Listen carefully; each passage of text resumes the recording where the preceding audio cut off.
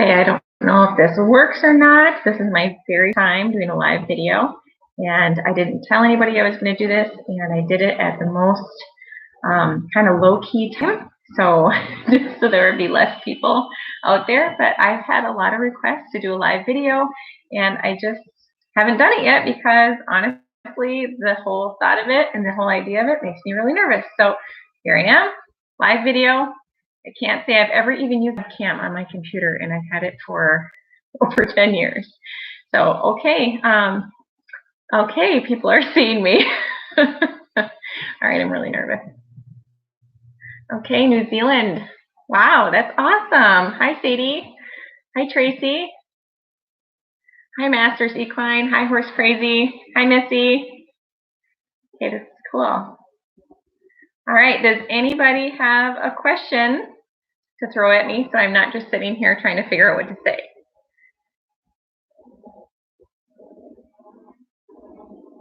Oh, thank you.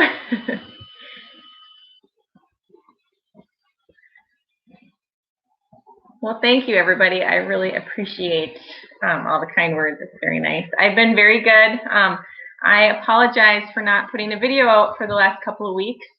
It's been a little chaotic around here, and to be honest, I needed a little, I needed to take a little hiatus from video editing. I've been getting really bad headaches from it. So I apologize. I do have a lot of videos to share with you, but it's gonna just take a little bit to get some up there. Masters Equine, good job doing a collab with Danny. That's awesome. Oh, my goals for 2020. Huh. Well, I think that'll have to be a whole new video. I've got a lot of things.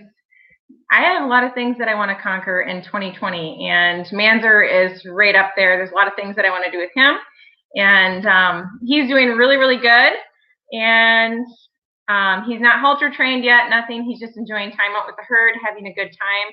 And right now, actually, last night it was super cold. It was 15 below zero or so, and they all did really good. So let's see. Thank you, Constance. And someone else mentioned the kitchen. Thanks. That's all handiwork from my husband and my father-in-law. Melissa, thanks. I've missed you guys too. Sherry, do I plan to have another foal in the near future? Not as of right now. I don't have any plans, and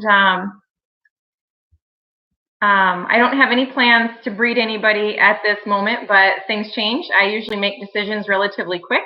For instance, when I bred Nica, I made that decision the day before I put her in the trailer. So my friend Katie, she said, you know, I'm leaving at this time tomorrow to go breed mare, and if you want to come with, you can. And so that's how that worked. So it was a very, very quick decision. Let's see. Yeah, editing makes me nap too. It gets kind of boring. Let's see. Any presents for the horses for Christmas? Well, there's one in particular, and that is Miss Kitty. I am going to be getting Miss Kitty a winter blanket. I've had kind of why I took this little hiatus too is I've been having a lot of issues with Miss Kitty. Over Thanksgiving, she decided to stop eating, and right when the temperatures kind of started to drop and we got so much snow, we have so much snow. Our snowbanks are taller than me now, and it's not even winter yet. So it's been a little tricky. Miss Kitty is eating again now, and everything's okay, but basically I was giving her mash, and she was eating about 15 pounds of grain a day, and she just quit cold turkey over Thanksgiving. So that was super stressful, and now she is eating again, but she will not eat mash. So if you've been watching my videos and you watched Miss Kitty's choking video and the dental video and all that, that's how what she has going on. And so it's been very nerve-wracking because I know that things are going to start going downhill a little bit for her. So I've been dealing with her a lot and just trying to make sure that she's comfortable and eating and all that. So, but I do feel like she is going to start getting cold with the colder temps, and she is 26. So I'm going to be getting her a blanket, and this will be the very first time that I've ever had to blanket one of my horses. So, but I just think it's going to be the best thing for her. Okay. How is she doing considering how her teeth are?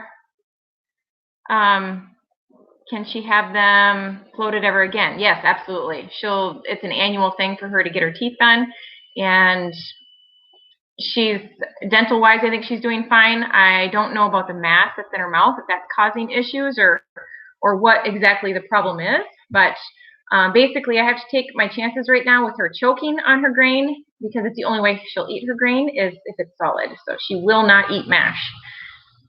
Let's see. Am I driving the two ponies and minis together yet? No, I haven't done anything with the minis in a while. Basically, there was a day that we did hitch the two of them together. We got them going side by side, and that was super exciting. And I did video that. I have so many videos to share with you guys. Seriously, I've videoed so much all summer and fall, and it's just the editing. The editing is really, really hard for me to get done.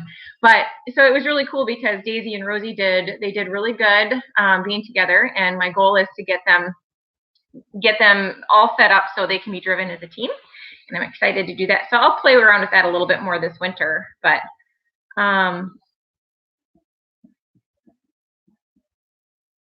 KK Doc, Frisians are my favorite, definitely my favorite. Let's see. I need to move to Tennessee. We hardly ever get snow. Yes, but in Tennessee, don't you have snakes, poisonous snakes, and other bugs and stuff that that I wouldn't want? I don't mind the snow. I actually love the snow. It's the mud that I can't deal with. So when we have mud in the spring and the fall, I can't stand the mud. It's terrible. Emmeline, of course I do. Let's see. Manzer is doing fantastic. He's growing super fast. Him and Bear are best friends, and it's adorable because they just play and play and play. And I've been trying to catch that on video as often as possible. But again, I'm kind of a stickler with my video footage on Manzer because I want to show everything in order as how it happens. So I really need to get caught up with videos of him because you guys have so much to see yet that's happened with him. It's just crazy. Like the introduction to the herd was so stressful. It was so stressful for me because of course I was worried about him getting hurt, but yet it was really exciting and it was fun too all at the same time. So, so you guys just stay tuned because you'll see everything about him. I'll show little tidbits of him now and again, but let's see. Nica's doing really good. Her and Manzer are still together and she's happy. I really need to start riding her, and I'm gonna spend some time with her coming up real soon.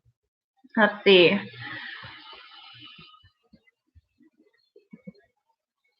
Emmeline, it's really hard for me to say which horse is my favorite because they all kind of have a special spot in my heart. So it kind of just depends on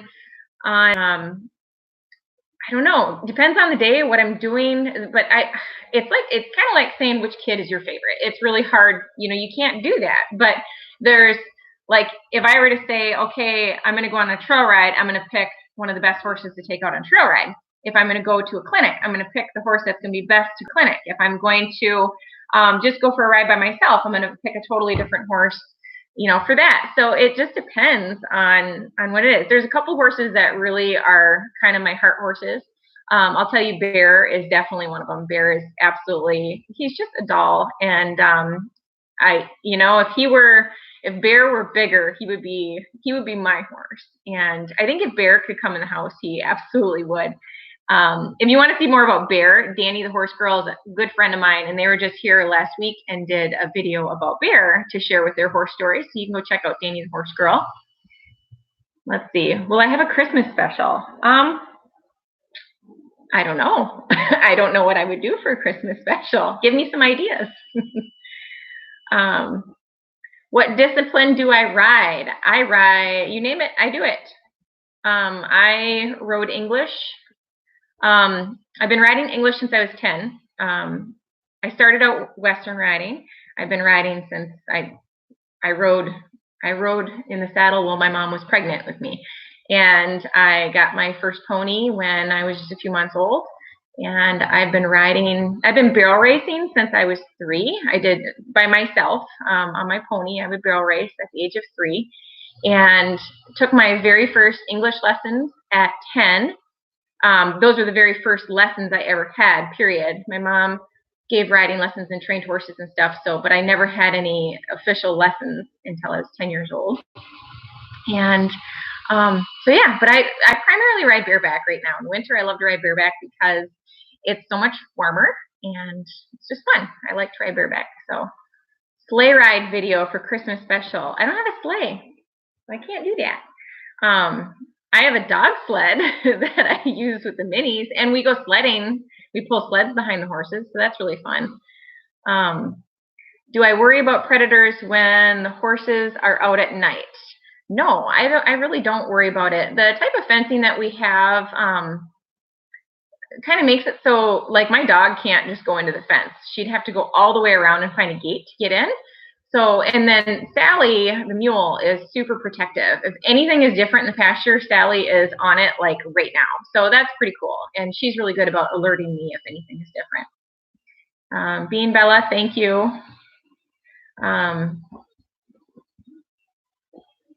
Let's see. Horse crazy, that's awesome. Yeah, riding bareback is so good for your balance. And like I said, in the winter, it keeps you warm. But I think that I've become such a better rider from riding bareback, and that's primarily what I do. I don't remember when I used a saddle last, now that I think about it. So I know it was probably October, September, October last time I rode a saddle. Masters Equine, congratulations. That's awesome. You should share, are you going to share your horse's story? Yes, Diego is here. Danny the horse girl brought Diego back. Let's see, when was it? Probably a month or 2 ago. So he's been here for a while. So that's been really nice. So Danny and I are going to get the opportunity to ride together a lot. Is bareback riding more comfortable for the horse? I don't know. I'd have to ask. Honestly, I think my horses prefer bareback because you don't have all that tack. And I just think that they're more comfortable. They seem to be more comfortable to me, but that's just, that's just my interpretation of it, I guess.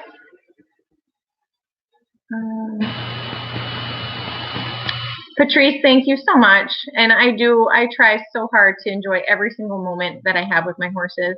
I genuinely cherish every moment, and I feel very lucky that I get to work with them every day. The kids are doing really good, and they're super excited for Christmas. Thanks for asking, Missy. And what are my plans for Mandarin and Nica in 2020? Well, my plans are to ride Nica and get her out on some trail rides, man. She's the best trail horse ever, and she's just so fun. And I would love nothing more than to just go ripping through a field on her and run as fast as we absolutely can. I miss that so much about that horse. That was the hardest thing for me, I think, with her being pregnant, is just to not have that adrenaline rush with her. I miss that so much. Let's see. And my plans with Mandarin, I guess, for one, I need to get him halter broke. That's kind of like a big deal. I need to do that. But that'll come. I'm really not worried about it at all. I handle him every day. I handle him a little bit, and he's doing really good coming into his stall on his own. So that's really fun because his mom walks into her stall and he goes right into his. They eat their grain. They go out. It's just awesome. So I think he's going to be pretty easy to handle. And I guess my plan is to make a decision if we're going to breed Nica or not one more time. And then also to make the decision, are we gelding him or not? So I'll just kind of play it by ear, and when the time comes, I'll make that decision. Carrie, thank you. I'm glad you enjoy my videos. Do my kids still collect Breyer horses? Yes, they do. And they're really into Schleich. Is that how you say that? Tova's huge into the unicorns right now, and Bodie loves the dinosaurs. He really, really loves the dinosaurs and sea creatures, but they love their Breyers, and Tova's excited to get a big shelf up in her room to put all the Breyers on. Let's see. Manzer does have a calm temperament. He's a really good boy, but he has his days, and he has his moments where he's kind of a little stinker. He kicked at me for the first time, I don't know, a couple weeks ago. He turned his butt to me and attempted to kick, but that's, you know, that's to be expected. He's young. Can I do jumping videos and routine videos? Yeah, I actually have a jumping video that I need to edit and post yet of Blossom. It was, I think, my first jumping lesson on her. It was so fun, but I just need to get it out there.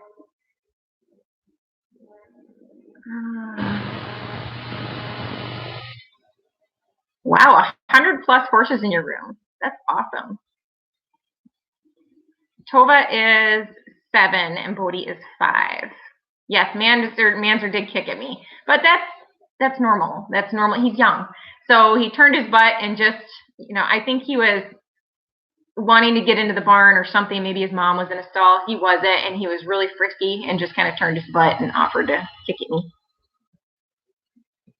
Nica is 19.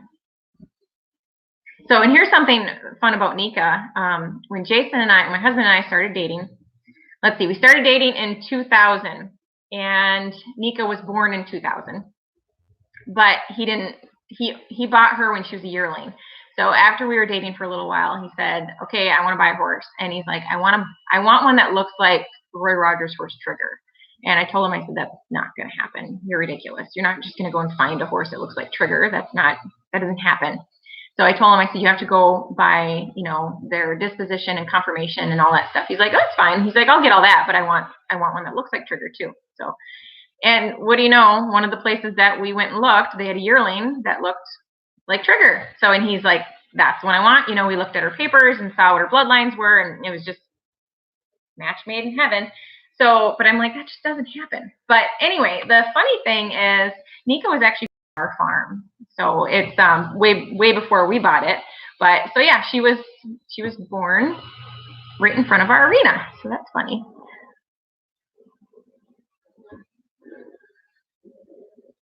Oh, I'm sorry to hear that your guinea pig passed away. That's sad. My kids really want a guinea pig. I'm considering. I think someday we'll probably get one. Oh, guys, there's so many comments. I can't keep up on these. Let's see. Whoops. You ride bitless. I do too. Well, I ride, I use bridle. I use a snaffle bit. I ride in a hackamore, or what's called a boselle, whichever, just depends on what style of riding you do, depending on what you call it.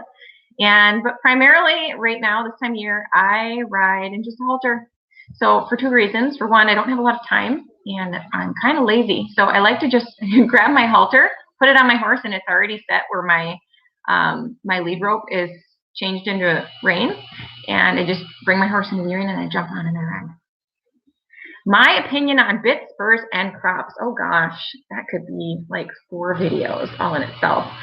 So my opinion on bits, spurs, and crops is completely dependent on who has them. I think that they are meant for certain situations, certain people, certain horses. It really depends.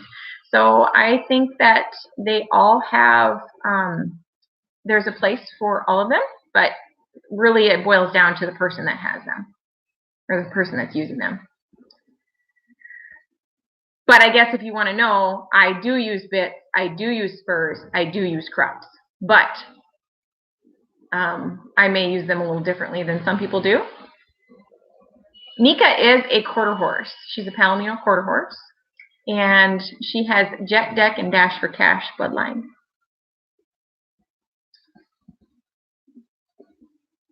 Why is this? Do I like Western or English, or a combination of both? I ride both Western and English, and I ride all of my horses Western and English, and I teach all of my students Western and English and bareback. What's your most sassy pony? Ooh, or horse? Well, I guess Daisy. Hands down, Daisy. She's got the most attitude, for sure. My most flightiest horse?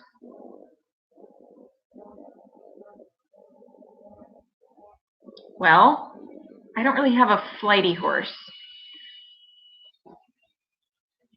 I'd have to think about that. They kind of all have, like, some of them spook at certain things, but I don't really have any that are flighty, so to speak.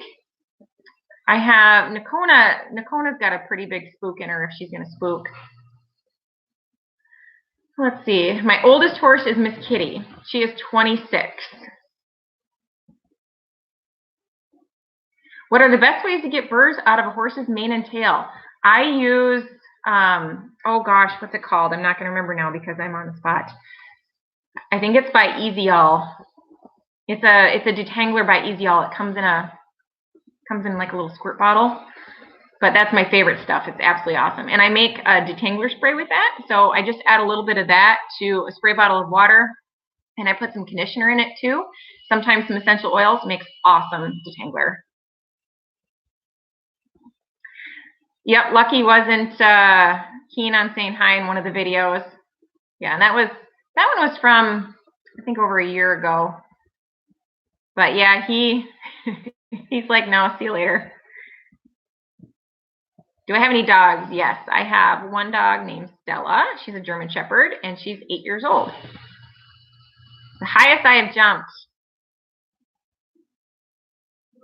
under 3 feet. I never jumped until I was probably, like, I jumped, my best friend and I grew up riding the trails and stuff together, and so we would kind of make our own jumps, but I never went over actual jumps till I was in my mid-20s. So, and for me, I'm not big on, I don't need to go over high jumps. I really want to focus on the strides and the form and all of that. So, but I think maybe, yeah, like 2'10". And oh, actually, you know what? I can tell you exactly the highest I've ever jumped before. It was on, if you know who Day by Day Vlogs is, leave me a comment. So Kaylee from Day by Day Vlogs, she let me ride her horse Tex when I went to Canada to visit them back in March, and I jumped 2'10". So that's the biggest I've ever jumped.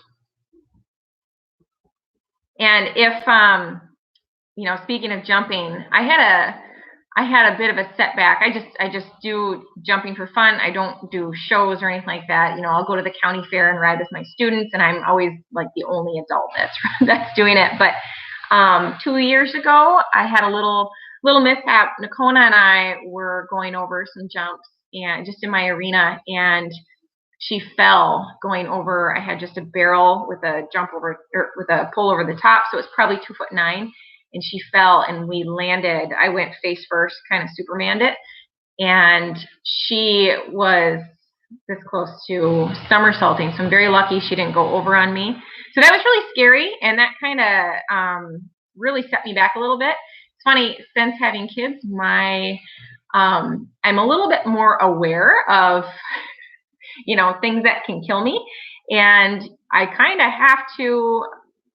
I've got a farm to take care of. I've got kids to take care of. And so that's stuff to really think about. So that kind of set me back a little bit, and it made me a little nervous to jump. So I just kind of worked my way back up again and worked through that anxiety and nervousness and the fear of it too. So yeah, I'm fine with it now, but that was really hard for about a year. So anybody that's got some hesitation for jumping or anything to do with horses, I am right there with you. I completely understand.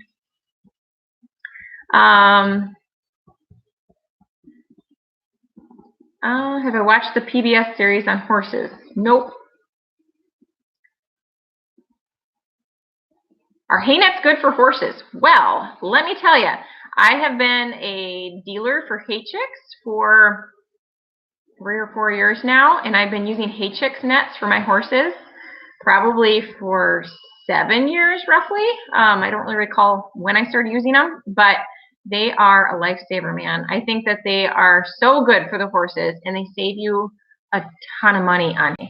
The very first year that I started using them, I saved about $5,000 on wasted hay. So that's so I'm a big fan. How is Sally? Sally's great. I haven't touched her. I've not done anything with her at all lately. So, but I'll be sure to be posted when I do. Let's see.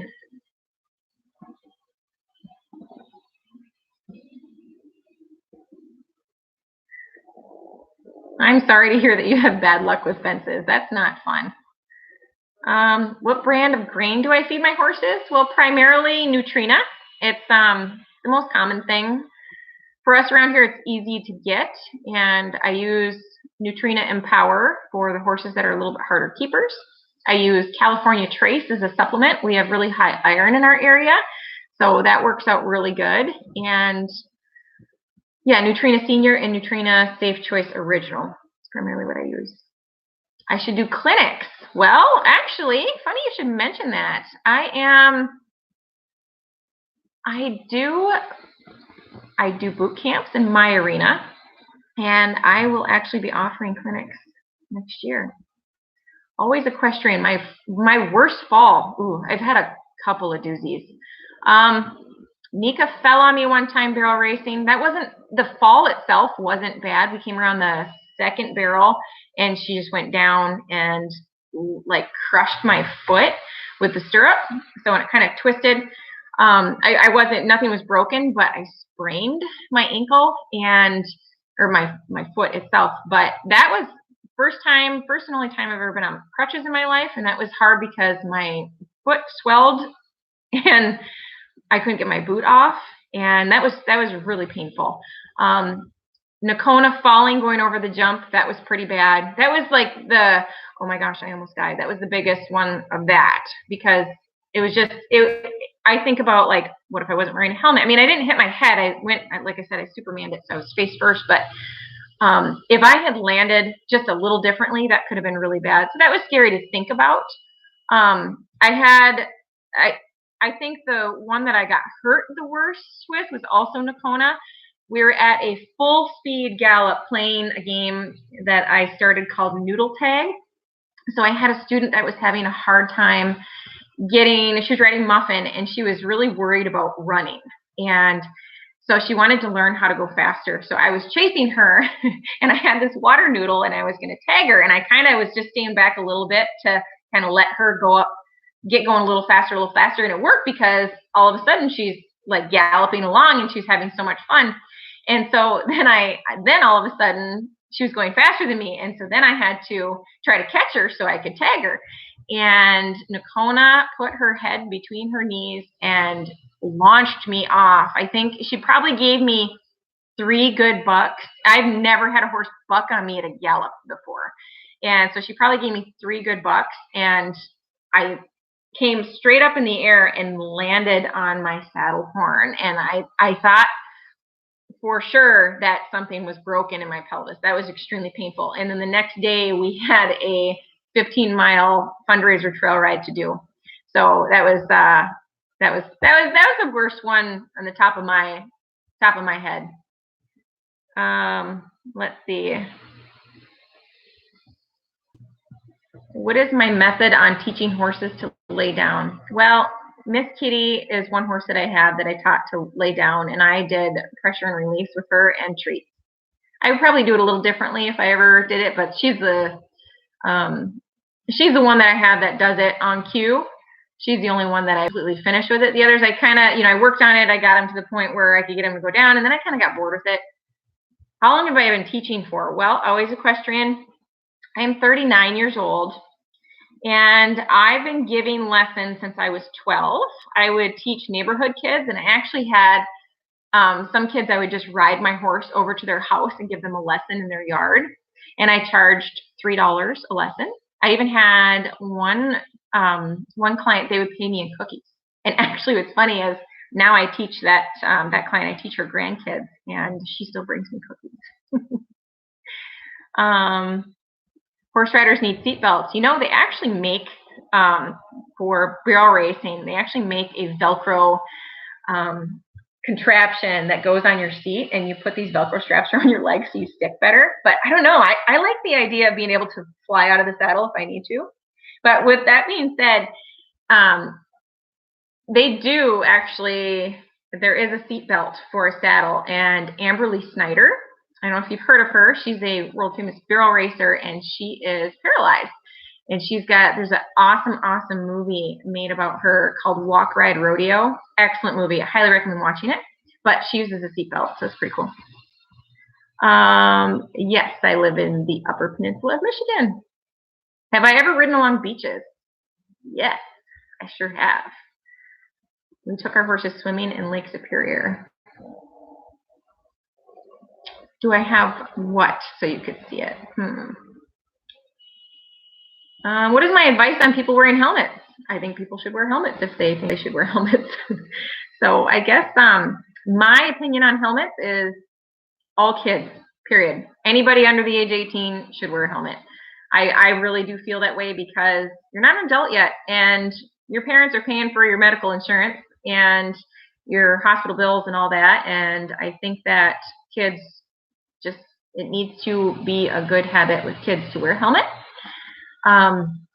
Personally, adults, I think adults should do whatever they feel like they should do.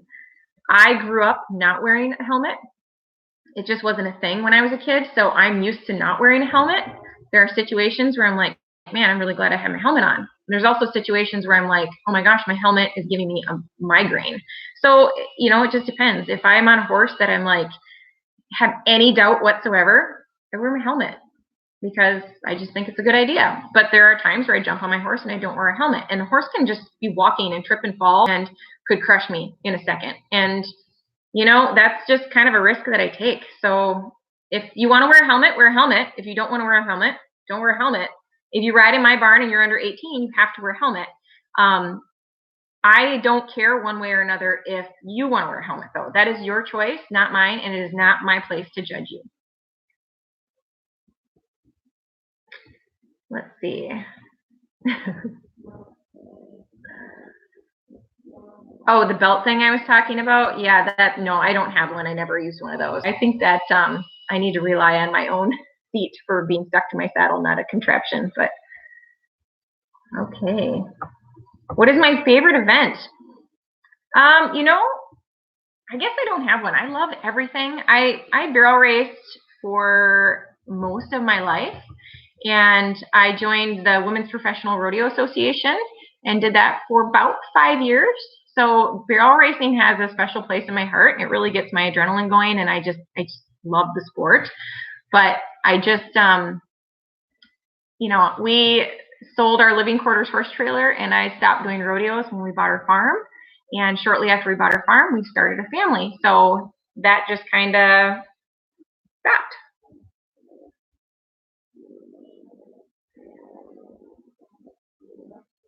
Let's see.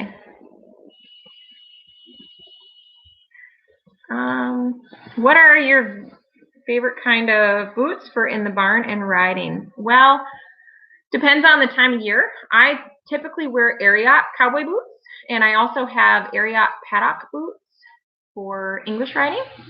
I have a pair of Ariat winter English boots as well that I love. But wearing cowboy boots in the winter in Upper Michigan is not even an option. It's completely not an option. So to any of my students who are watching this, please don't wear cowboy boots when you come for your lessons. I don't care how many pairs of socks you have on. Don't do it. You need to have winter boots and toe warmers. But I typically wear, right now, I've been wearing my Kenetrex, and I have the cowboy style of Kenetrex. They've got a pointier toe and they've got a heel, so they're safe for using in stirrups. And then I also will wear muck boots, and I think I have like the Edgewater or something. They're a shorter brown boot, but I really love those muck boots. Those work out great. But I don't like the other muck boots I've had. I only like this one strap. When do you decide to bring horses into stalls? Well, I do not have enough stalls to accommodate all the horses that I have on my property. It's just, so I can't put all my horses in stalls. But when we have really severe wind chill, or we have freezing rain, or any kind of weather that is really, the horses are uncomfortable, I'll bring as many of the horses into stalls as I can, and then I'll actually turn some of them into my indoor arena too. But we've got shelters in all of our pastures, so it's not an issue. Have I ever been interested in large horses? I love the heavy breed horses. When I was 10 years old, I got asked, somebody had a shire at our county fair, and there's a parade of breeds that they always did. And this gal that owned the Shire asked me if I would ride him. His name was Buck, and he was massive. But asked me if I would ride him in the parade of breeds at the county fair. So I was super honored that I got to ride this massive Shire, and he was just gorgeous. So I have been kind of starstruck by the heavy breed horses since then. But I think Shires are awesome. And but Friesians are my all-time favorite breed. I love Friesians. What do I do if the weather gets severely bad and I have to bring them in? Where do I put them? Well, I don't need to bring them in. They've got shelters out in their pasture, so they go and they stand in the shelters. And if I feel like it's super severe, which has happened a couple times, like my entire herd, I'll run full herd into my indoor arena, and they'll just hang out in there until the weather gets better. Let's see. How many cats do I have? I have 4 cats. We have Cobby and Clover, who we got in 2010 when we moved to our farm. And they came from our local shelter.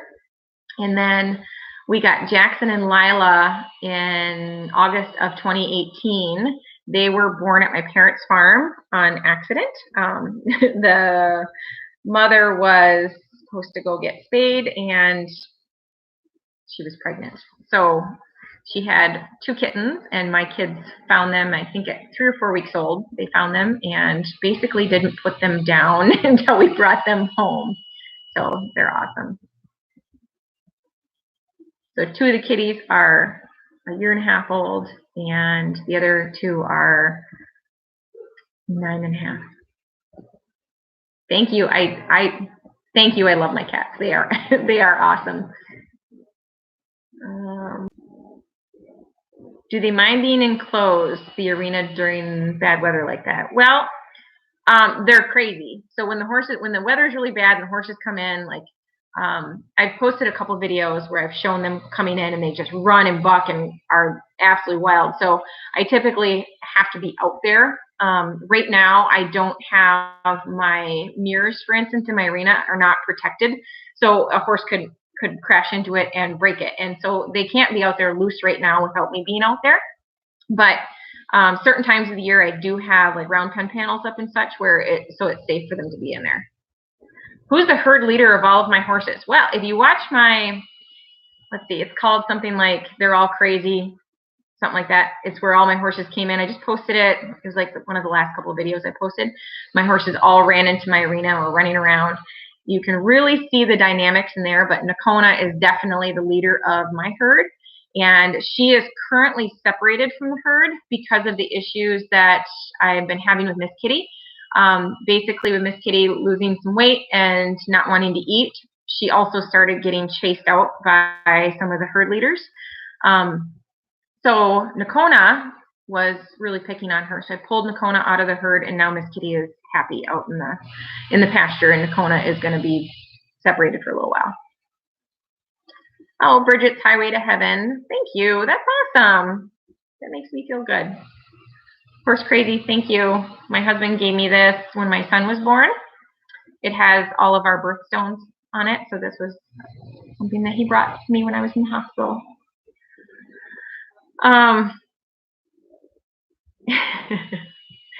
Yeah, Clover likes to be in the videos. She's so personable, and what's funny is I'll watch Clover's the cat. She's the barn mascot. What's funny is I'll be sitting at my desk and I can see people arrive at the barn, and Clover, like if they don't get out of their vehicles right away, Clover will go and sit by their car and wait for them to get out and then kind of demand to be picked up and carried around. So it's really cute. And if they don't pick her up, she'll just follow them around until she gets some attention. Always equestrian. That's awesome. I'm so glad that you enjoy it. It makes me feel good. What would be my dream horse that I do not have already? Someday I'd really like to have a Friesian. I think that would be awesome. There's a Friesian channel that I watch. They have a lot of foals and stuff. I forget the name of it. But anyway, I really like that channel, and I would love to go and do a collaboration with them. So if by chance you're watching and you want to do a collaboration, I would love to do a collaboration with you.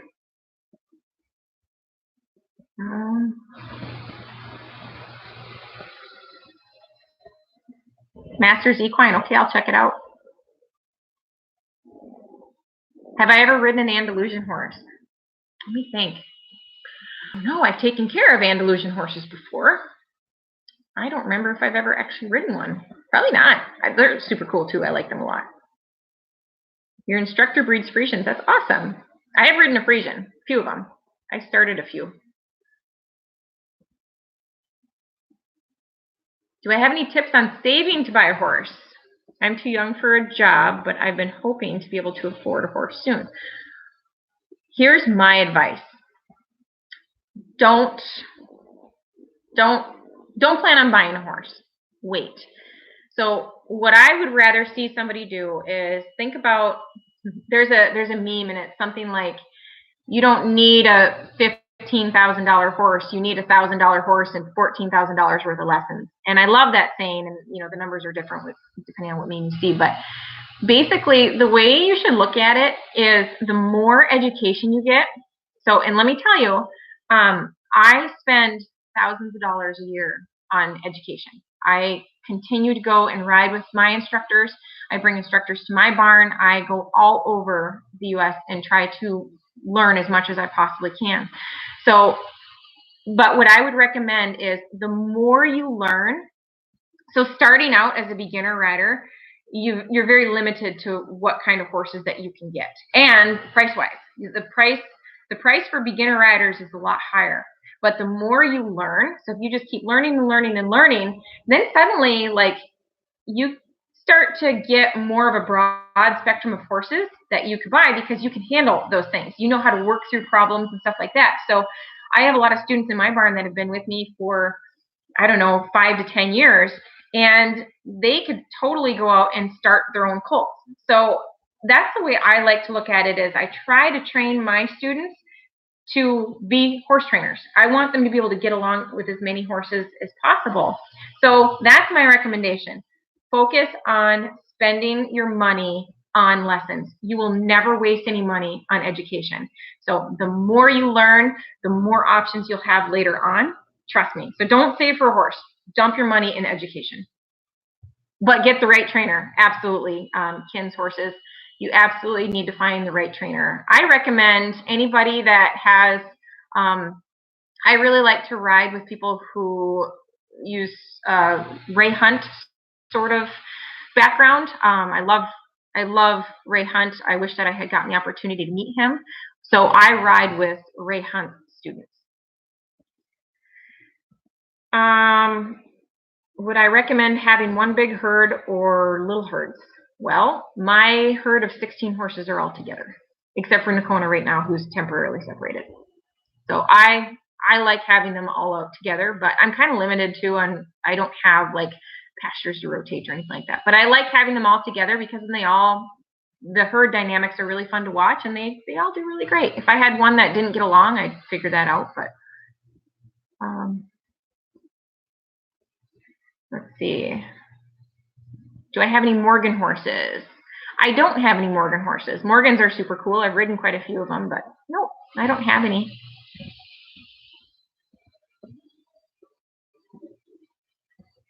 Yeah, definitely. Always equestrian. Definitely. That's really soon to buy a horse. And and something that I do too is I give lessons to students. And if they're very interested and want to work their way towards buying their own horse, I lease my lesson horses. So that's really nice because they can take lessons and then they can lease a horse. And actually, I don't just lease, like Muffin, for instance. Muffin's not just like, oh, she's leased out to this person. Muffin will have a few different riders that will ride her. So if I have 5 lesson horses, I'll usually have 5 people leasing, but I switch them around, different horses. So because what if I'm using one of those horses, then I need that rider to be able to go and ride somebody else. And it makes people much better riders. The more horses that you can ride, the much better rider you're going to become. Do I have any tips on how to sell a foal? I'm trying to sell my 9-month-old mule foal. No, I'm sorry. I'm terrible at selling horses. I hoard them. Not really. I'm not a hoarder. I just, like when I get a horse, I intend on keeping it for a very long time, if not forever. So I'm a terrible person for selling. Absolutely horrible. I sell my horses to, like, you may have watched, I sold Rain, I sold Tuffy, and I sold Trigger last year, and they're all here being boarded. So I sell them to students. Okay.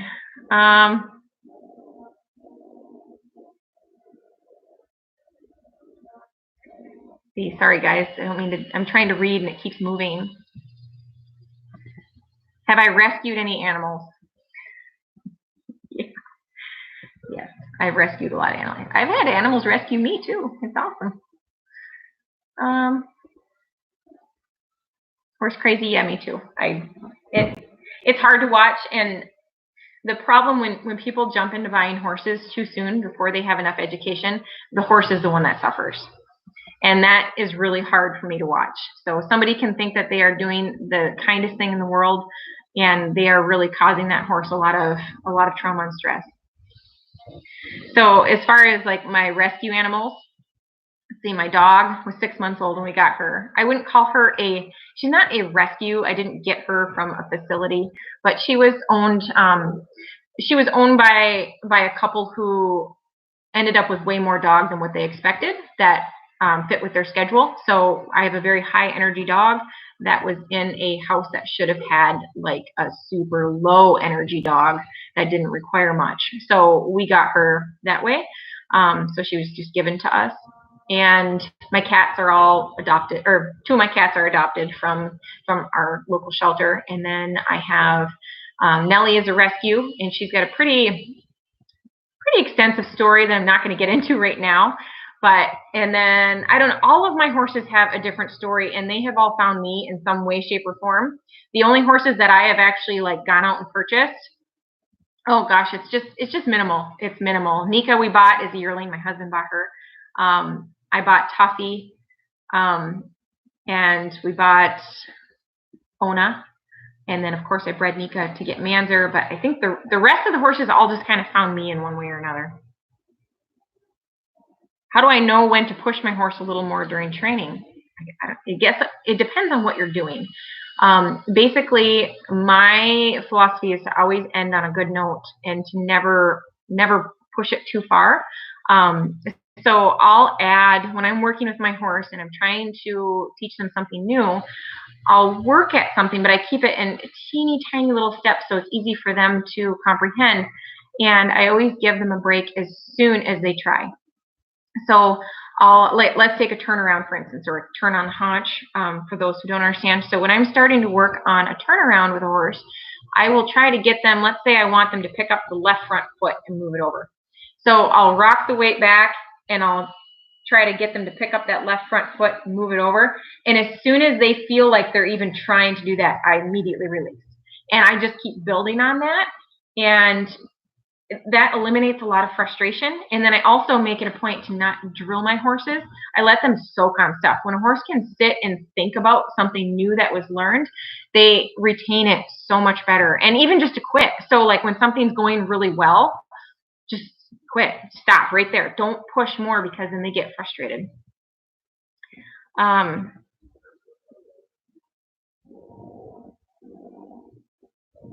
Let's see.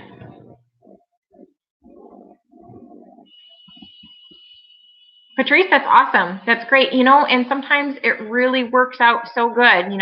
Patrice says that her first horse was a rescue, 5-day-old Foal, tube bed, and they taught each other and it worked. And that's great. There are so many situations where that does work out, but in a lot of cases, it just doesn't go, it does not go well. So, but if you have the right amount of education to start with, you got so much more of an ability to succeed. Do I have any heated water troughs for the winter? Oh gosh, like we wouldn't be able to water our horses without it. When I was a kid, I remember going out with a sledgehammer, and busting all the water in the tub. And my dad took a shovel and he drilled a bunch of holes in it so we could scoop the ice and throw it into a pile. Yeah, things have changed a lot since then. And we have heaters in all of our tubs, because like right now, I'll tell you what the temperature is right now.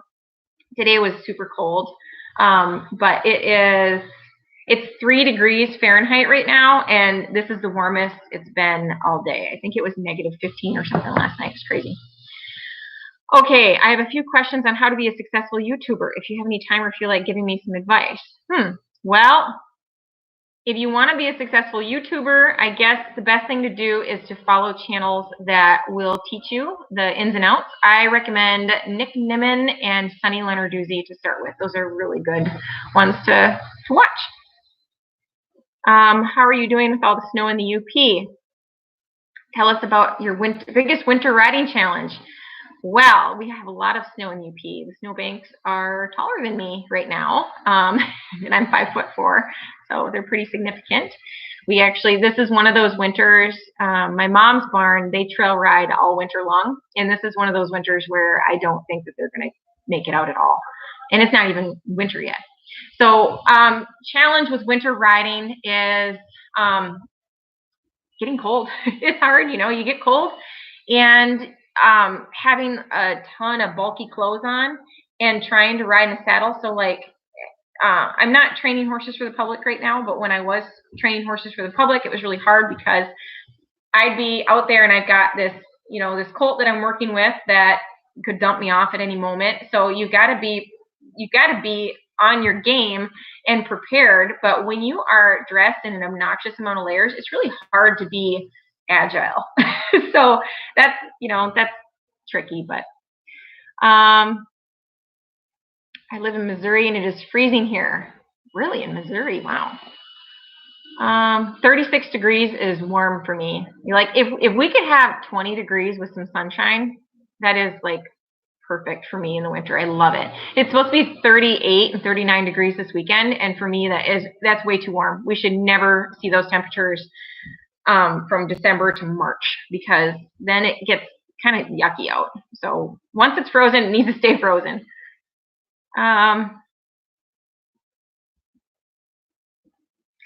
Is it okay if a horse and a rider don't get along? Do I believe that sometimes a riding pair isn't meant to be? Yeah, absolutely. I think that I look at horses and riders just like I look at relationships. There are some people that can get along with anybody, and they do really well just with anybody. You can get along. And then there are some people who are they get really offended, or they just, they just can't get along with everybody. And I think the same goes for horses and riders. So there's a lot of horses where it takes a special person to be able to deal with that horse, or to understand that horse. And so, yeah, there's some people that they can't get along. They can't get along with some horses. South Alabama is 36. Crazy. No bit. No, sometimes I don't use a bit. Sometimes I do.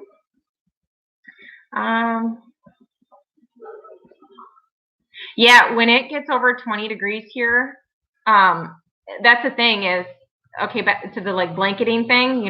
Somebody commented on one of my videos recently about like, why don't I put blankets on my horses? We wear jackets, blah, blah, blah. Horses have their own natural coats. They get warm. So Muffin, for instance, my one lesson pony, she gets so hot. If it's 40 degrees, she is roasting. She's not comfortable. She likes like 20. She does good. What's my preferred method of training? I don't really have a method. I really like Ray Hunt. I really like Buck Brannaman. I ride with Buck as often as I can. I adore Lee Smith. She's wonderful. I rode with Barb Gerbit down in Illinois this past summer. Jill Walter is great. So those are some of the people I ride with. I do not follow Clinton Anderson's techniques. So I think that gives you kind of a breakdown. I don't believe in gimmicks. I don't believe in using like training forks or side reins or harsher bits to get something accomplished. I don't believe in any of that. I don't think that's necessary. Let's see.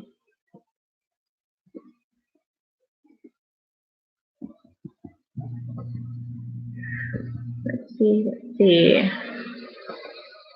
What bareback pad do I ride with? I prefer the Best Friend bareback pad. That's my absolute favorite. I've tried so many different bareback pads, and the Best Friend bareback pad is definitely my favorite. I would actually make some changes to it if I could.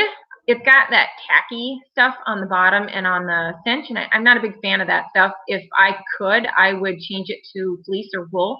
So And that's actually like on my someday to-do list, is to contact the company and see if I can potentially have my own line, because I love those, and I tell everybody about them. So best bareback pad on the market, I believe, but I would make some changes. Let's see.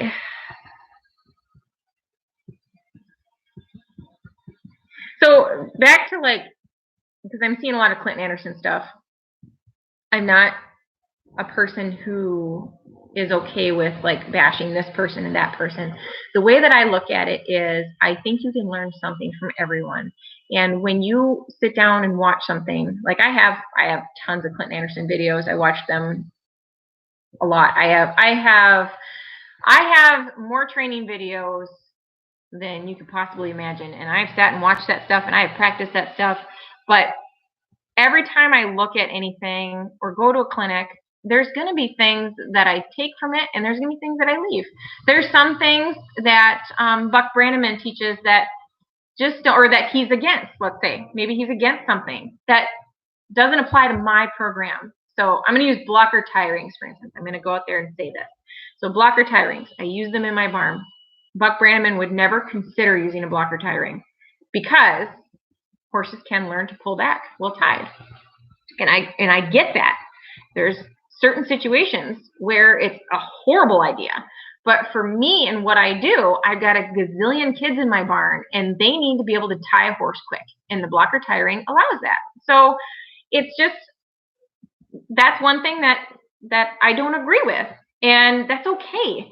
But then there's other things that I agree with and don't agree with tons of different people. I will go to any kind of a clinic and watch, because you know what? Maybe I'll learn something new from somebody. But I don't believe in, oh, I'm only this kind of a trainer, or I'm only that kind of a trainer. No, I am my own unique person, and I work with horses completely different than somebody else is going to. But I can tell you that 99% of the time when I go to a clinic that is being put on by somebody who is a student of Ray Hunt's, I'm more than likely going to see really good horsemanship. I'm going to see mostly things that I really like. Where there's some other clinics that I go to where I'm going to see things and I'm going to cringe, because I don't feel like it's fair to the horse, or I feel like it could be done in a gentler manner, or whatever. So that's my take on that. How often do I get my horse's teeth checked? Well, the vet checks them every spring when they have their vaccines. And my herd, I split mine up throughout the year. My boarders, all the boarders' horses' teeth are done every single fall. But my horses are split up throughout the year, and I've got a couple of different vets that do my horses' teeth. So I think that they should be checked annually, at least, by a vet. So, but it depends on the horse. Some horses can go longer. Some horses need them done every 6 months.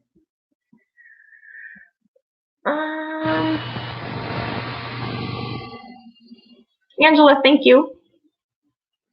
Thank you. I've it's been a lot of trial and error. My entire program has been trial and error, and I a lot of times when I see a student doing something and I recommend that they not do that, I usually back it up with, ask me how I know that. And it's usually because I've done something horrendously stupid and have learned the hard way why you shouldn't do this or why you shouldn't do that. So there's a lot of things that I figured out on my own. It's a few hard knocks. Thoughts on shoeing versus barefoot? My entire herd, every horse on my property is barefoot. And I haven't had shoes on a horse since 2008. 2008, I sat, and that's when I started trimming my own horses. And I pulled the shoes off of my old horse, Poco, pulled his shoes off, and that was the last time any of my horses have ever worn shoes. So I just don't feel like they're necessary for the job that I'm doing with my horses. So Mackinac Island, for instance, those horses have to have shoes. They are on pavement, and they've got special shoes to absorb shock, and that's necessary for there. Buck Brannaman, it's pretty necessary for him to have shoes on his horses, because he's traveling to all sorts of different terrain. You never know what you're going to find at the next venue. So he's got shoes on his horses, and it protects their feet. So it just, I'm not for it. I'm not against it. If you want to shoe your horse, shoe your horse. My horses, I found, don't need it. And there's situations where if we're going to go on a trail ride and it's really rocky or something, I'll put boots on them. Easy boots work great. I have the Easy Boot glove, and I really like those. They work great. So, but I had Poco, my old guy, he had shoes and pads, and his hooves were starting to rot, and it was pretty gross. So, and he did just fine when I pulled his shoes off.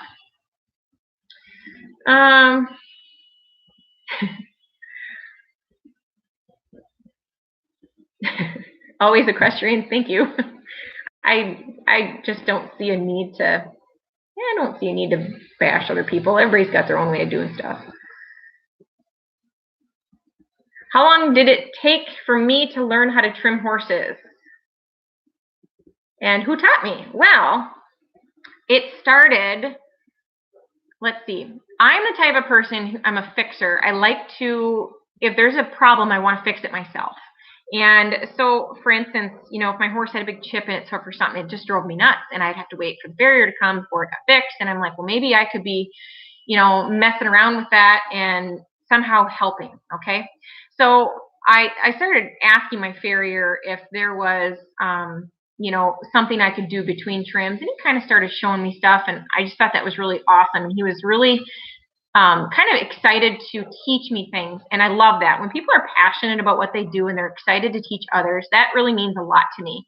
So I was super appreciative of that. He gave me some of his tools and kind of gave me just a little rundown on stuff. And then I started watching some of like Pete Ramey stuff and learning some from some barefoot trimmers, because I wasn't interested in putting shoes on my horses. So going with, I didn't need to learn any of that stuff. I just wanted to be able to do a basic trim on my horses. And I have some good friends who are trimming their own and let me practice on some of theirs. And I just kind of started doing it. So now I try to learn as much as I can. But let's see. Do I have any experience being a farrier? Horse crazy. Here's what I recommend. Look at both ends of the spectrum, okay? So the whole barefoot trimming and shoes thing too, man, that could get ugly. That can get ugly. Kind of like talking about politics or religion.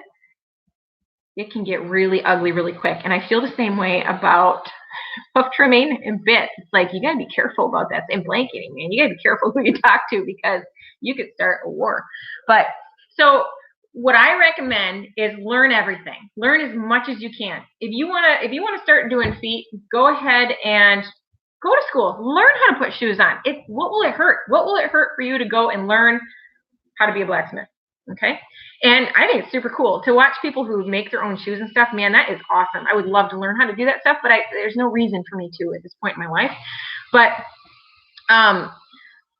but with like the barefoot trimming and stuff, there's a huge demand for that. So you should learn that too. So that's my advice. Go and learn it, and I guess a good place to start, if you want to just start like looking online and that, look up Pete Ramey, look up his stuff. He's got good stuff. How many championships did I have with Poco? What was his time? Did Nica championships and time on Nica? Okay, so I don't have any like real big things to tell you, I guess. Basically with Poco and Nica both, I won a ton of local stuff. Our local horse show circuit, our county fairs, state fair. I qualified for Quarter Horse Congress of Poco in '94, so I'd have been 14, and I was the only one in the state to make the team. So that was super cool. So I've got that, but I didn't have the opportunity to go and travel and do a lot of really awesome stuff. So I ride for fun, and my best time barrel racing Nica was a 13.93, and Poco's I probably had a 15 on Poco. I think it was I think I remember the exact day, and it would have been a 15:02. So, and that day, that was super exciting because I don't know, I was probably 14 or 15 years old, and I did showmanship, and I did English, and I did Western pleasure, and I did trail class. And when I went in to do barrels, the judge was sitting at the gate, and the judge looks at me and he's like, "You're really gonna run that horse?" And I'm like, "Sure." And I went in and I ran the best time ever, and the judge was floored that that horse went out and did everything all day long, and then went out and had a rock and barrel run, and I won high point on him with that. So that was awesome. So, so yeah, I don't have any like world titles or any big things like that. I don't like showing. It's not my thing. I just like horsemanship. Okay, I feel like you shouldn't leave halters on horses, but I see it a lot. What do you think? Halters do not belong on horses in a pasture or in a stall. So I think that there's so many that could go wrong, and it's dangerous. So there's, leather halters and breakaway halters. Yes, they got the opportunity to pull them off, but I mean, come on, do you really want to, like, why leave it on them all the time? And I'm going to say this, but I mean, it's like, do you want to wear a bra 24/7? No, I mean, seriously. So it's just not, I can't imagine that that's comfortable for a horse. And I switched to rope halters. Oh gosh. Here's why I switched to rope halters initially. Poco, the way his face was built, he had a really short kind of blockhead, and typical quarter horse, and so he had big jowls, and where his cheekbone was on his face, if he had a halter on, I used to work at a barn where I would trailer my horses over and give lessons. So I would leave the horses in the trailer in between, so I had Poco Miss Kitty at the time that I used for lessons. And Poco, while he'd be in the trailer, he'd be chewing, and I started noticing these little rub marks on the corner of his cheekbones, and it dawned on me, my gosh, that the square, the metal hardware on the halter, the nylon web halter, was rubbing on him as he was eating. And I'm like, that's not right. That's not right. So I switched to rope halters, and the facility that I was working at forbid rope halters, which is ridiculous. Said that they were dangerous because they were unbreakable and all this stuff, and how they were cruel and nonsense. So I started using a rope halter anyway, and those rub marks went away. And gosh, my horses minded very well in a rope halter, because there's a lot of feel there, and when you get snaps and metal hardware in the way, there's a lot of confusion. You lose a lot of communication with your rope when you have all that stuff. So that's why I use a rope halter, and I cringe every time I see a horse with a nylon halter on, or rope halter. You never leave a rope halter on a horse in a stall or out in the pasture. That is just a recipe for disaster. They do not break. Well, I take that back. I broke one once. My opinion on clicker training, never done it. If it works for you, awesome. So, but I've never done it. Should I ride in a rope halter? Sure, I do. If you want to. It depends on what you're doing. Depends on the horse. Depends on the situation. I don't know. Like, should you go out and barrel race in a rope halter tomorrow? No, that's not a good idea. But, if you work your way up to that, cool.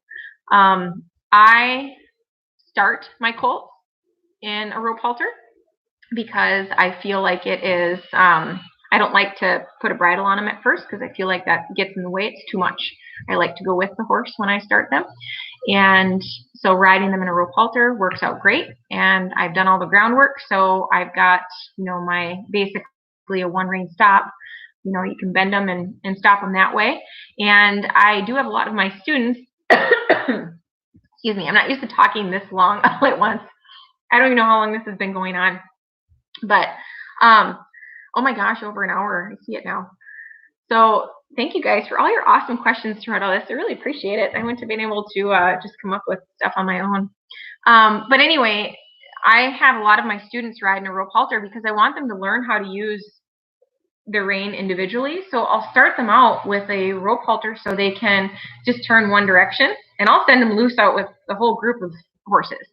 And so they've got that one side, and if they want to switch, they got to throw it over their head and turn on that side. So they get really handy with tossing it back and forth. So that's cool. So I like riding you know, like that. And then with my mare like Nicona and Blossom, they're my two primary horses that I ride right now. I take my lead rope and I just kind of I tie my lead rope onto my halter, and basically I just make the tail. How do I even explain this? I divide my rope in half and it's tied onto my halter. So I got two split reins basically, and it's just easy for me. Do I have time now for any fun events other than family rides? Not really. When you have kids, you don't really have time for a whole lot. I have, I don't know, 250 students or so. And in the summer, like winter's like my like sit down, and that's when I can do stuff like this. Like I can focus on my YouTube channel. I can do the things I need to do that I don't have time for in the summer. Summers are so busy, and it's really hard for me to keep up on anything. So in the summer, our time that we get to spend as a family going and doing fun things with our horses is precious. It's so precious to me because it doesn't happen a lot. I go to clinics. I go to clinics with my friends Danny and Katie, and from Danny the Horse Girl, and then I take some gals from my barn too, and we go. And my daughter actually got to come with to a clinic this year, 2 clinics, and so that is really fun stuff for me to go out and do. But it's hard though because my husband isn't usually with, and I'd really love to go and do more things as a family like that.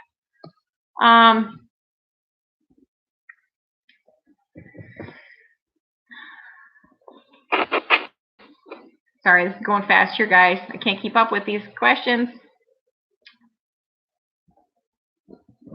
What is the one thing you know now that you wish you would have known when it comes to horsemanship? Oh my gosh, that I could probably talk all day about that. To quit when it is good. That's the problem, is I would have like, and I'll refer back to barrel racing because that's what I did so much for so long in my life, but I would have a really great practice run at home and I would do it again. And then it would get worse and worse and worse.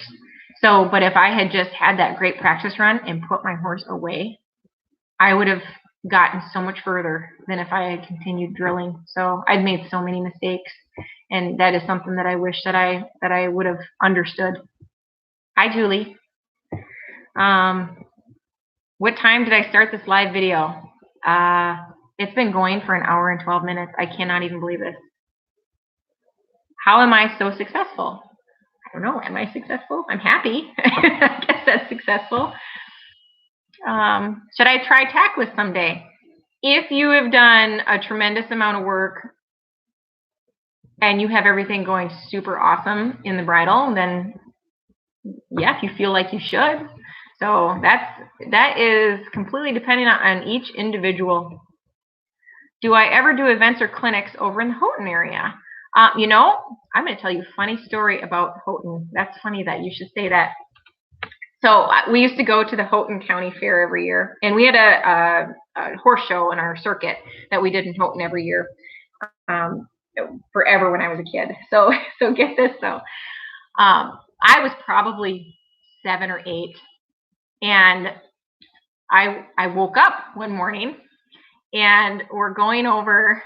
I wake up and I look, and I'm in my camper. I'm in my parents' camper. My mom had gone, it was horse show morning. She went in and she pulled me out of bed in my sleeping bag. I go to, the night before horse show, I go to bed in my sleeping bag so my mom could just throw me in the camper in my sleeping bag. And so we had one of those campers that go in the back of the truck. And so she just tossed me on the bed above the truck in the camper. And I woke up going over the Houghton Bridge. So I looked out the window and I'm like, oh my gosh, where am I? Because, you know, you don't really expect to be going down the road. So is that funny or what? Like, that's the kind of stuff I remember from my childhood. You know, seatbelts and stuff wasn't a big deal. But, yep, I remember riding in the camper by myself on the way to the horse show. And I would get up and I'd go down and I'd knock on the back window of the truck, and my mom would wave at me. But, yeah, no phones. It was hilarious. So Bonnie, to answer your question, I haven't been to Houghton in years, and I would love to go. I have a lot of friends up in Houghton, and so yeah, it would be super fun. But that is one of my favorite memories from riding at Houghton. Let's see. So, Masters Equine, you prefer nylon or leather halters, but you have a rope one and love it. Tell me why you prefer nylon and leather halters. I'd be really curious to know that.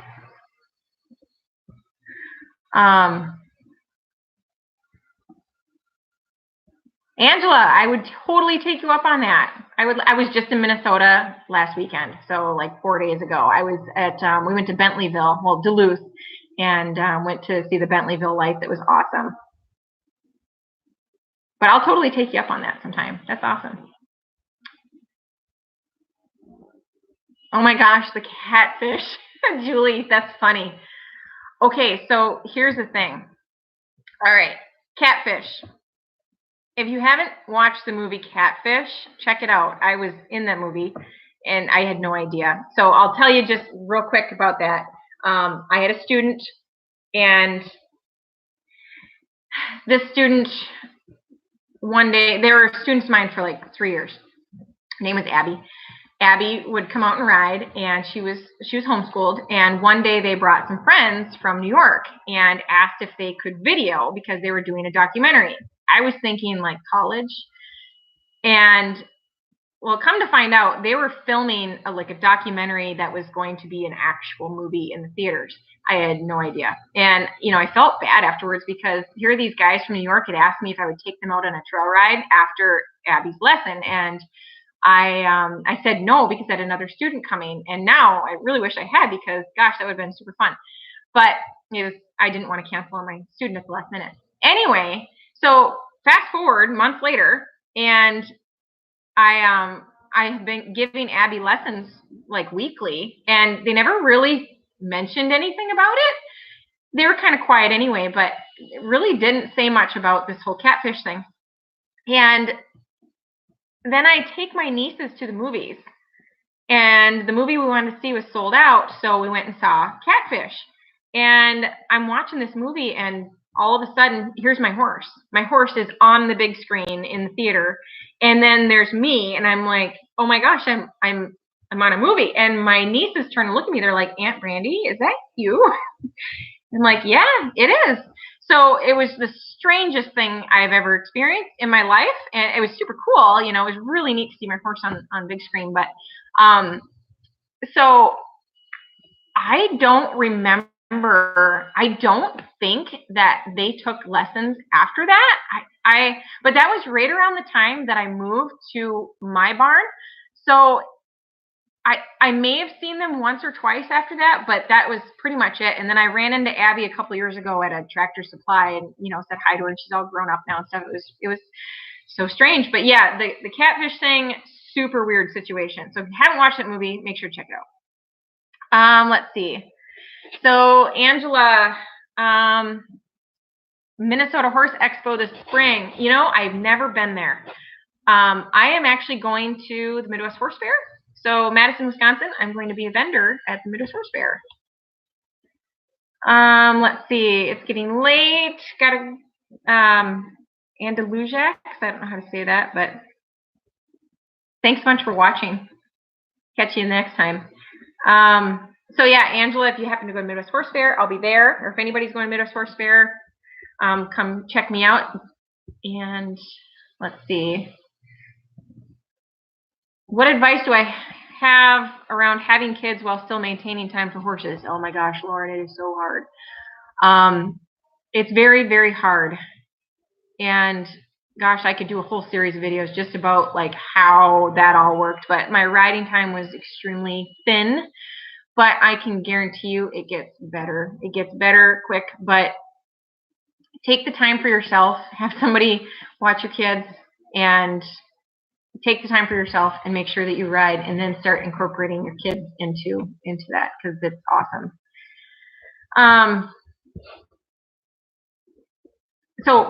But basically, to like answer your question though, my kids, like, they come out to the barn and I give them like stuff to do. They play with toys, whatever, and they're to the point now where like Tova can just ride with me. Bodie, still really got to watch him because he's kind of a sneaky one, and he'll just kind of take off. So I have to watch him. But it's, I managed to find a way to make it work. Let's see. So, Master's Equine, you say they break away, but let me tell you this. I've had more horses learn how to pull back while tied because the halters will break with nylon and leather halters, where rope halters won't break, and they learn to give to it. So just, ponder that. And then also, I've had plenty of horses take off on me.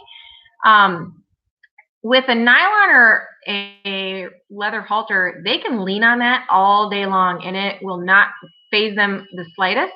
But with a rope halter, it kind of will dig in a little bit after a while, and they're not so keen on pulling on it. So just from my personal experience, gosh, I've created a lot of dull horses from using the nylon and leather ones, and horses who brace and pull back. But rope halters, I've only had created lightness and give. So Poco, what did he look like? Poco was a beautiful blood bay. He had a little teeny tiny bit of white on his left hind foot. And his muzzle was super cute because it was, he had black, of course, being a bay, black on the end of his nose, but it was like a little V shape. It was really cute. Which horse do I prefer to use for kid lessons? Oh gosh, I have 16 horses. So, and they are, my goal is that for me, I have a few of my own personal horses. The rest are all lesson horses. So even my naughty little mini Daisy, she's used for kid lessons. So it depends on the rider as to which horse I'll put them on. So I'm real cautious about that. But Bear is an amazing lesson horse. Muffin is an amazing lesson horse. But both of them, would, under the right circumstances, have no problem just pitching a rider off. So all of my horses are kind of, all of my horses I would not consider to be like a horse that I could just sell to a beginner and they would just do great with them. So all of my horses have quite a history. I'll talk more about them. I'll do videos on each of my horses individually and kind of explain their personalities a little bit. Like my daughter's been bucked off her pony so many times, but he's one of my #1 lesson horses. Kids learn so much from my lesson horses. But I guess the thing is when I'm doing lessons, like Bear's never bucked off a student, but when I'm giving lessons, I am 100% there directing. So, but with my daughter, she's just off riding, having a good time, so she gets herself in situations.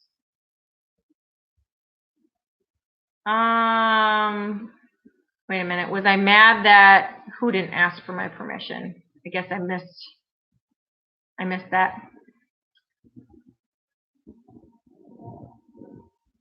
Let's see. A person with schizophrenia have the ability to own and train a horse? I don't know. I guess it depends on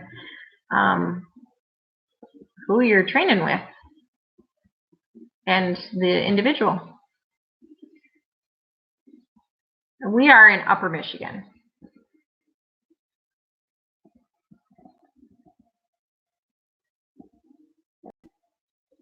So Master's Equine. If snow came crashing off of the barn roof and sounded like the barn was falling down, clicker training is not going to work. So that's, there's a, it's kind of like when people say whoa to their horses. It's funny because somebody will get into a situation with a horse and they're, the whoa, whoa, whoa, whoa, whoa, and they start like elevating because the horse is not responding to a simple whoa. If a horse is scared, their fight or flight is going to kick in. And yeah, so in that situation, if I've got a horse and something scary happens where they feel like they need to either fight or flight, and I've got a leather halter on them and they decide that they're going to take off, there's not a whoa or a cluck or nothing in the world that is going to change their mind, but feel will always make sense. What if your horse is deaf? So there's that too. Bella, yeah, my daughter's been bucked off her pony a lot. So my kids have fallen off more than any kid in my program. Oh, was I mad about the documentary? No, they had me sign something. That's the thing. And so always, you know, you guys read the fine print. So they asked me, they had me sign a release since they were going to be videoing and stuff. So no, I wasn't mad because they were honest with me. They had me sign something, but like, we live in the Upper Peninsula of Michigan. You don't see people from New York coming out and filming videos. That's not normal. So I was genuinely thinking, okay, this is for college, you know, and it's just standard. And I didn't have time to sit and read their stuff. So it's, yeah, my own fault. But I think it was cool. Yes, horses do always think that they're going to be eaten, you know, and you think about how awful it would be to live with that fear, you know, to think about it, to just not know if you're going to be somebody's lunch. That's just a terrible way to. I should come to Quarter Horse Congress next year. I've been there. It's been 1994 was the last time I was there, but it's awesome. I'd love to go again someday, but I don't know what I would go for per se, but it'd be fun to just go. But I don't know. Sometimes it's hard for me to watch things that go on in the warm-up pen. Could I talk about my mini dog sled setup? Well, it could be better, so much better.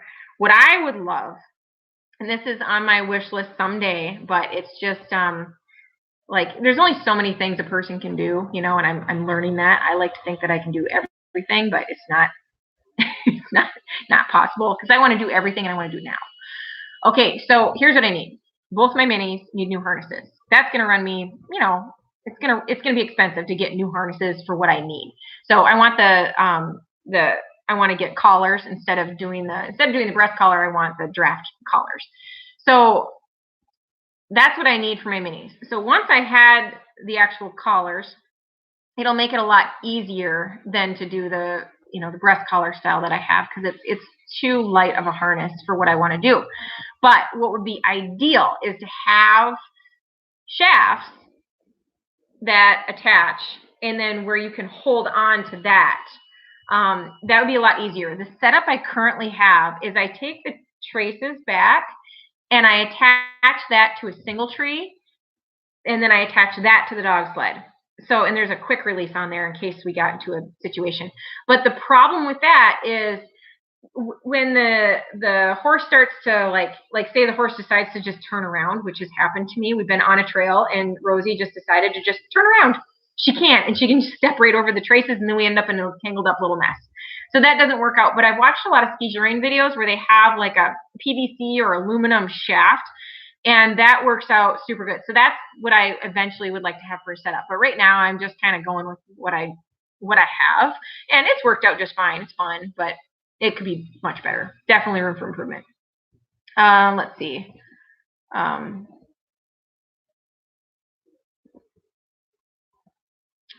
Let's see. Oh, there's so many things to read.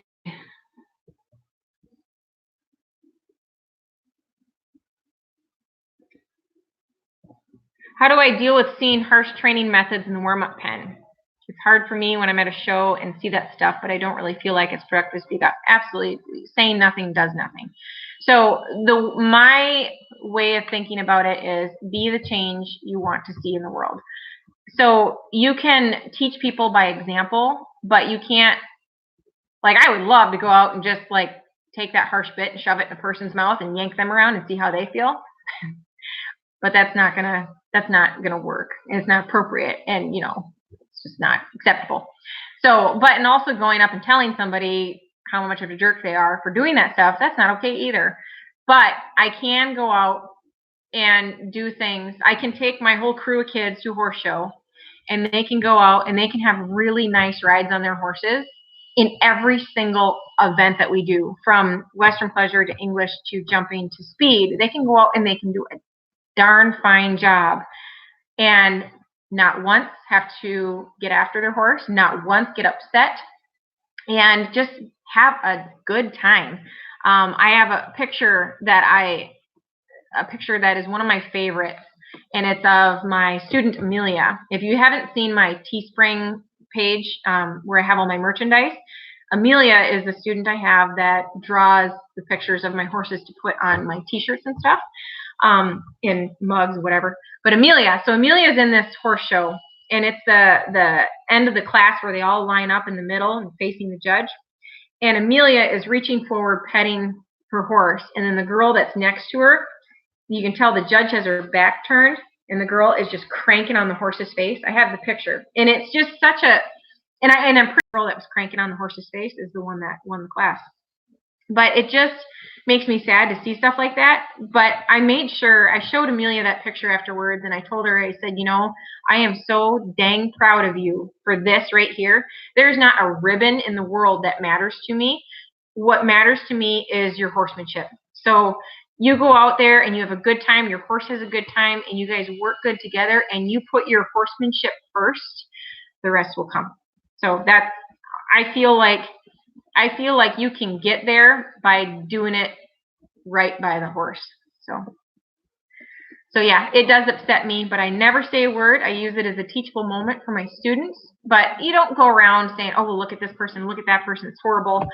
Just say, hey, do you think that, you know, there's a way that can be less abrasive to the horse?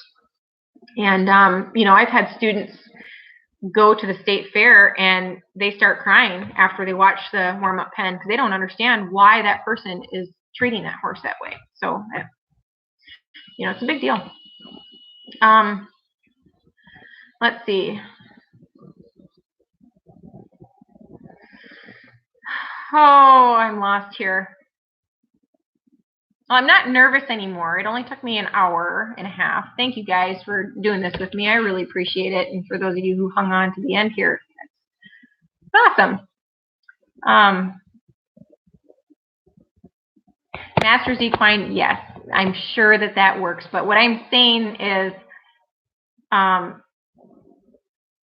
doing things by feel works.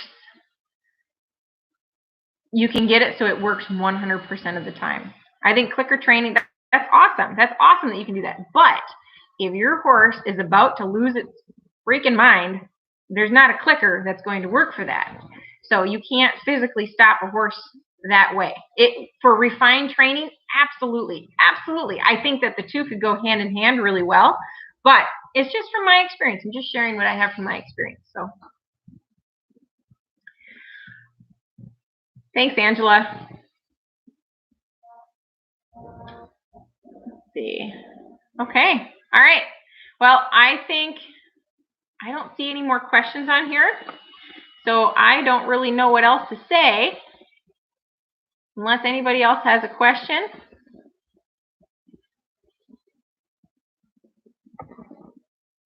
Okay.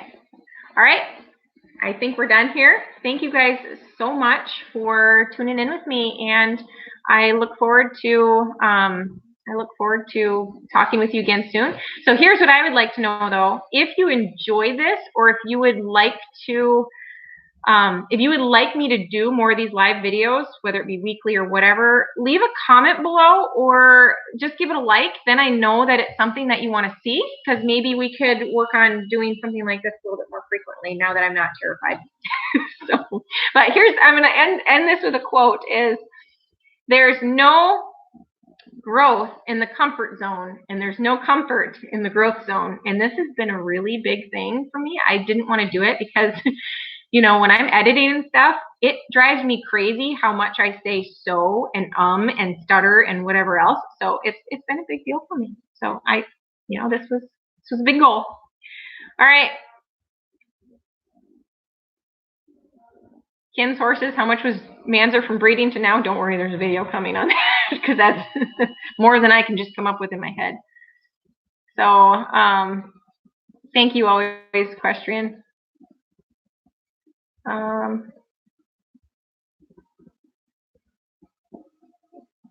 Okay, guys. Thanks so much for watching. Bye.